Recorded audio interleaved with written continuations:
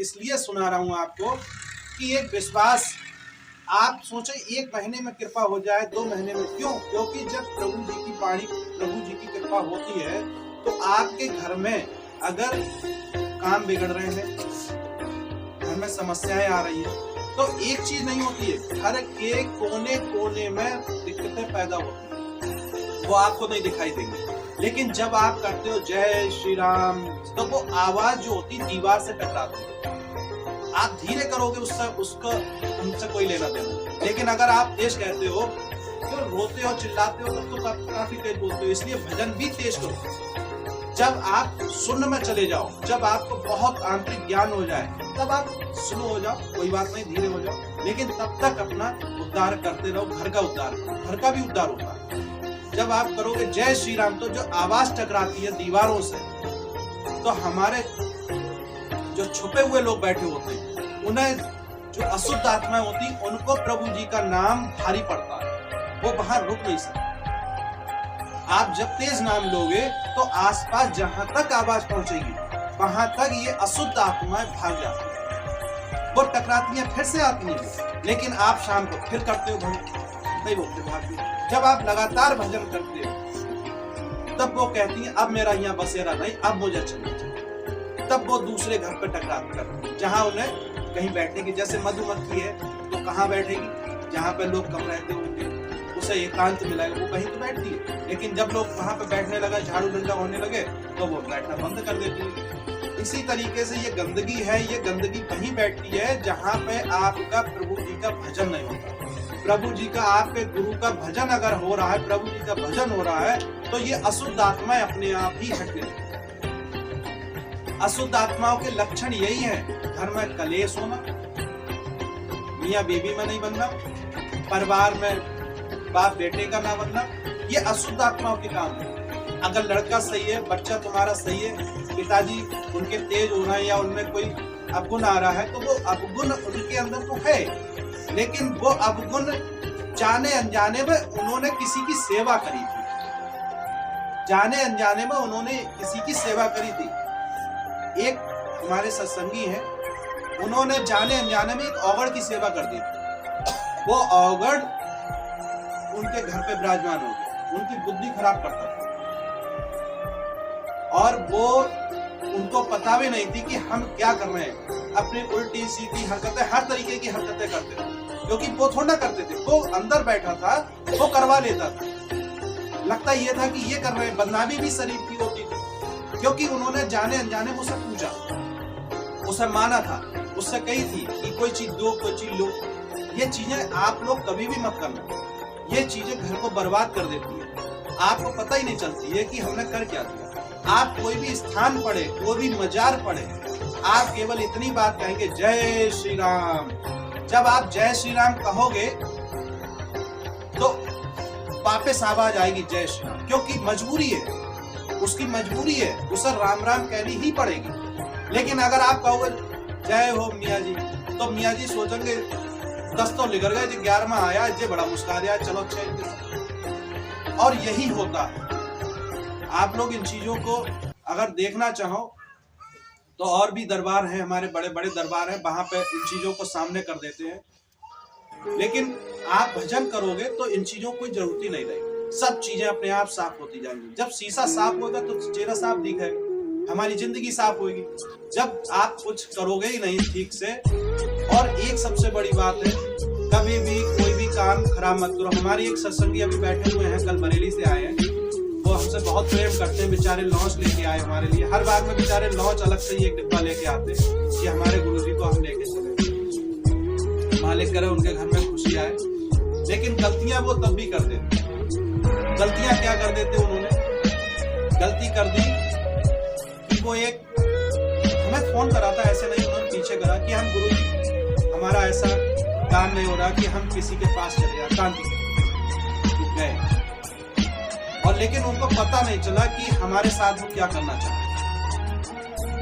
कल हमने उन्हें समझाया कि अब गलती ना करें, क्योंकि जाने अनजाने में जो गलती करते हैं उसी का हम भोग भोगते हैं। वो अपने बस में करने की सोचता है, इसलिए हमें बस में नहीं होने, हमें किसकी बस में होने हैं? प्रभु जी की बस में होने। हमें प्रभु जी का ही चिंतन करने हैं, प्रभु जी के ही शरण में रहने, क्योंकि हमारा और कोई उद्धार कर ही नहीं सकता। आप किसी का भी जप करें, ओम से जो शुरू होएगा, या तो राम राम करेगा या ओम से शुरू करेगा। कोई हवन शुरू करेंगे ओम से शुरू करेंगे। कई बार मालिक ने आपको बताया ओम के 3 डंडे होते, राम के भी 3 डंडे होते। क्या कहते हैं? ब्रह्मा जी, विष्णु जी, महेश जी। ब्रह्मा जी, विष्णु, महेश जी ने अपने 3 स्वरूप बनाए, समझ ना, वरदान देना, पालनहार, संहार, और ये तीनों काम करने पड़ते हैं। लेकिन रूप बना दिए, बैठे हैं, लेकिन नाम एक ही, काम एक ही। आप माता को जप करें तो आप जप ना करें, आप राम का जप करें, माता अपने आप खुश हो जाएगी। कैसे करना जप आप लोगों को बता ही दिया। इसी पे एक प्रसंग छोटा सा है। हमारे एक सुशर्मा नाम के एक व्यक्ति था, सुशर्मा नाम का। वो शराब भी पीता था, गलत हरकतें भी थी उसके अंदर, बच्चों के बच्चे थे उसके मारता था, पीटता था। और ये दुर्व्यसन जिसे कहते हैं शराब पीना, शराब पीना जिस घर में होगा उस घर में कलेश की कोई कमी नहीं रहेगी, कलेश होना ही होना। और चीजें तो अलग हैं, लेकिन ये निश्चित है जो शराब पीता होगा उसके घर में कलेश निश्चित है।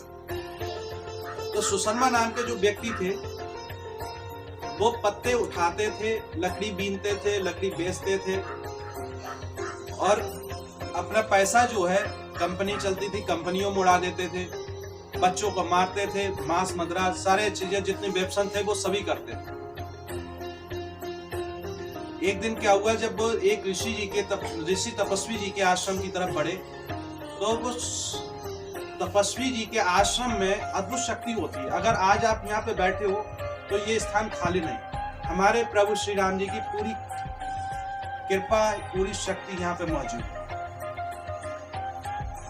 एक तरफ माता रानी है, एक तरफ हमारे गुरु महाराज पवन सुत हनुमान जी हैं, ब्रह्मदेव महाराज हैं, तो कृपा खाले नहीं होती। वो सुशर्मा जो था वो ऋषि मुनि तपस्वी के आश्रम की तरफ बढ़ा। जैसे ही वो बढ़ा, एक काला सांप निकला, उसके फन मार दिया, काट लिया। और जब सुशर्मा को काटा काले सांप ने, तो वो किसमें गया? प्रेत योनि।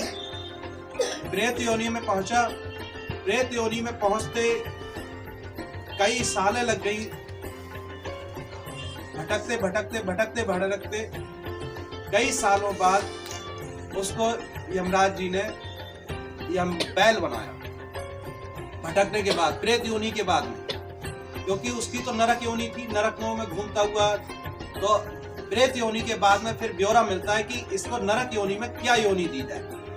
ये बैल बनते हैं और भी चीजें जो जानवर वगैरह बनते हैं, जिनमें हम लोग अपने ज्ञान से अपना काम करते हैं, जो बेचारे बंधे हुए काम करते हैं, तो ये नरक योनि कहलाती है। जब ये लोग पहुंचे नरक योनि में, इनको बैल का रूप बना, और बैल बन के एक भार ढोने वाले बोझिया के यहाँ इनको जन्म मिला। तो वो बोझ ढोता था, चलाता था, पैसे कमाता था, बोझ इन्हीं के ऊपर रखता था, ढोता था, पैसे कमाता था। उसने एक दिन लालच बस इन पर इतना बोझ लाद दिया बैल पे कि बैल बोझ खींचते खींचते बेहोश हो गया। जब वो बेहोश हुआ तो वो नीचे गिरा। गिरने पर सब लोग देखने लगा, रहे क्या हुआ क्या हुआ क्या हुआ। तो एक उसमें ब्राह्मण देव थे, वो बड़े तपस्वी थे, अच्छे थे। सब लोग बोले दाह संस्कार, मतलब इसे गड्ढे उड्ढे में पाटा जाए, तो किसी ने 1 रुपया दिया, किसी ने 2 रुपया दिया। उन्होंने भी 1 रुपया दिया, ब्राह्मण जी ने 1 रुपया उनका आया। उसी भीड़ में एक वैश्या बैठी खड़ी हुई थी। अनजाने में वैश्या को पता नहीं था हमारे क्या पुण्य है क्या पाप है, लेकिन वैश्या थी तो पुण्य ही, पाप ही पाप थे, पुण्य का तो सवाल ही नहीं उठता। एक आध कोई पुण्य रह गया वो तो रह गया। तो उसने भी उसमें पैसे डाले। जैसे ही उसने पैसे डाले वैश्या ने, और प्लस में वो ब्राह्मण के पैसे पड़े, तो 2 लोगों के जब पैसे पड़े तो उसको क्या मिला, एकदम यमराज जी फिर से बुला के ले गए। और यमराज जी जब बुला के ले गए तो उसको ब्राह्मण घर में जन्म मिला, मनुष्य योनि में जन्म मिला। अब जन्म मिला तो वो वहां पर रहने लगे, लेकिन उसको वो सब बातें याद रही कि बैल मैं था तो मेरे ऊपर किसी ने कोई चीज फेंकी थी, और वो वैश्या थी, एक ऋषि थे, लेकिन वैश्य ऋषि को तो वो भूल गया, ब्राह्मण को, लेकिन उसे वैश्या याद रही। तो वो 12, 13, 14 साल के हुए तो वो ब्राह्मण के घर में जन्म लिया था उन्होंने, मनुष्य योनि में। तो वो ढूंढते हुए उस वैश्या के यहाँ पहुंचे। बोले माता आपको ध्यान है, आपने कौन से पुण्य करे हैं आपने कि आपके उससे मुझे जीवन दान मिल गया। तो बोली आप कौन हो? बोले मैं बैल था और आपने काफी समय पहले मेरे ऊपर पैसे फेंके थे। जब आपने पैसे फेंके थे तो मुझे यमराज जी ले गए और मुझे ये मनुष्य योनि मिली। मैं आपसे जानना चाहता हूँ कि वो कौन सा क्या कार्य करती हो आप, क्या करती हो आप कि जिसके कारण मुझे मनुष्य योनि मिल गई। मैं तो नरक वाला कि एक बार में 84 लाख योनि मिलती, 84 लाख योनि में जाने का मौका ही नहीं मिला। मैं ये ब्राह्मण बैल के बाद में डायरेक्ट एकदम प्रभु जी की कृपा हुई और मुझे मनुष्य योनि मिल गई। ऐसा क्या करती हो आप? तो वैसे बोली ब्राह्मण देव मैं ऐसा कुछ नहीं करती, मुझे कुछ भी नहीं मालूम, मुझे नहीं मालूम मेरे पुण्य क्या है, मुझे पाप तो पता है अपने में, लेकिन मुझे पुण्य नहीं मालूम मैंने क्या क्या कर। हाँ एक मेरा तोता है जो टंगा हुआ है, ये कुछ कहता है। तो बोले चलो अच्छा तोते से पूछते। दोनों लोग उठ के तोतों के पास गए। बोले तोते महाराज आप क्या कहते हो? जो हम लोग जप करते हैं जो दूसरों के कानों में जाता है उस जप की बात है ये। तो तोता बोले मैं बहुत विद्वान ब्राह्मण था और मुझे अपनी विद्वानता का बहुत घमंड था। मैं बहुत घमंड करता था अपने विद्वान का, किसी के लिए कुछ देता नहीं था, सिर्फ ऐंठता था। जब भी कोई बात आती थी तो मैं घमंड से बात करता था और मैं देता कुछ नहीं था। जब मैं मरा तो मैं तोता बना। तो मेरे छोटे से मैं जब तोता था तो मेरे माँ बाप तुरंत खत्म हो गए और खत्म होने के बाद मुझे ऋषि मुनि ले आए। ऋषि मुनि के यहाँ से मुझे एक बहलिया ने चुरा लिया और जब बहलिया ने चुराया तो कुछ दिन रखने के बाद में ये वैश्या मुझे ले आई और इसने मुझे पिंजरे में बंद कर दिया। तो बोले आप क्या कहते हैं? तो क्या कहते थे वो तोता, क्या कहता था? जय श्री राम, जय श्री राम, जय श्री राम। वो लगातार तोता जो था विद्वान था, खत्म हो गया। तो वो विद्वान जो होता है, जानवरों की ऐसी एक खासियत है, कई कथाएं ऐसी हैं जिसमें जानवरों को अपने पुराने जन्मों की याद रहती है। उसे भी याद थी तोते को। तो तोता एक ही बात कहता था जय श्री राम, जय श्री राम, जय श्री राम। वो जब भी वो वैश्या बैठती थी, वैश्या बैठी है, तोता अपने रटा राम राम राम राम राम राम राम राम। तो वो उसके जो वो राम राम जपता था वो कानों में आवाज जाती थी और वो कानों में आवाज जाने के कारण उसके जो अंतर्चक्षु थे, दिमाग था, शरीर था, आत्मा थी, वो पवित्र हो गई। सुनने से उसकी आत्मा पवित्र हो गई और जब वो आत्मा पवित्र हुई तो वही चीज उसके हाथ से जब उसने फेंकी थी बैल के ऊपर वही पुण्य हो गई और जो पुण्य उसके जो पाप थे वो एक ही चीज से खत्म हो गए। तो आप इस चीज से ध्यान करें कि जब आप जप करते हो, आपके घर में जितने सदस्य हैं और जितनी आवाज आपके कान में पड़ती है या दूसरे के कान में जाती है, तो जाने अनजाने में आपका फल उन्हें भी मिलता है, आपका फल उनको भी मिलता है। आज नहीं तो कल, कल नहीं तो परसों उनको प्रभु जी की धुन अपने आप लग जाए। कभी भी देवी देवताओं को नहीं पूछना चाहिए, ये ध्यान रखना। देवी देवता किसे कहते हैं? देवी देवता आप लोग उनको मानते हो, ये स्थान किनका है? माता जी का है। माता हमारी देवी माता हो गई। देव हमारे पवन सुत हनुमान जी हो गए। भगवान भी कहते हैं क्योंकि इनके अलावा कोई दूसरा नहीं। हमारे भोलेनाथ बाबा हो गए। ठीक, ये हमारे देव और देवी देवता हो गए। इन्हें आप प्रसाद लगाओ। अब दूसरे कौन कहते हैं? उन्हें जाओ बे महाराज जी बैठे, उन्होंने कहा जाओ वो महाराज जी। आप क्यों जाओगे? आप जब उनके पास जाओगे तो वो क्या उद्धार करेंगे? जब खुद अपना नहीं कर पाए तुम्हारा क्या करेंगे?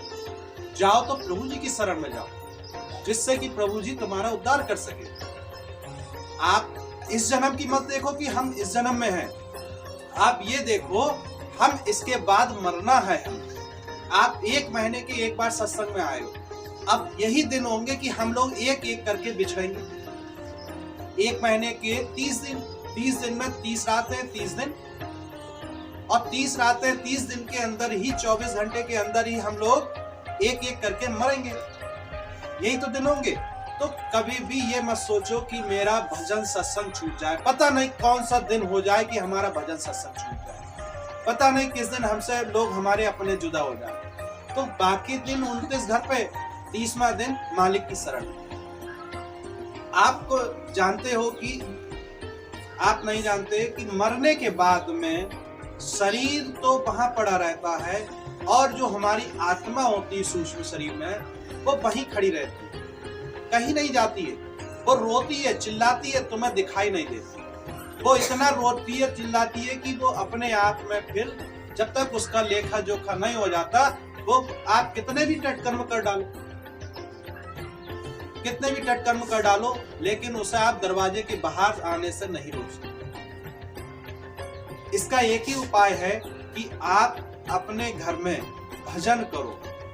बहुत से लोग आज हमें देखेंगे यूट्यूब पे, चैनल पे,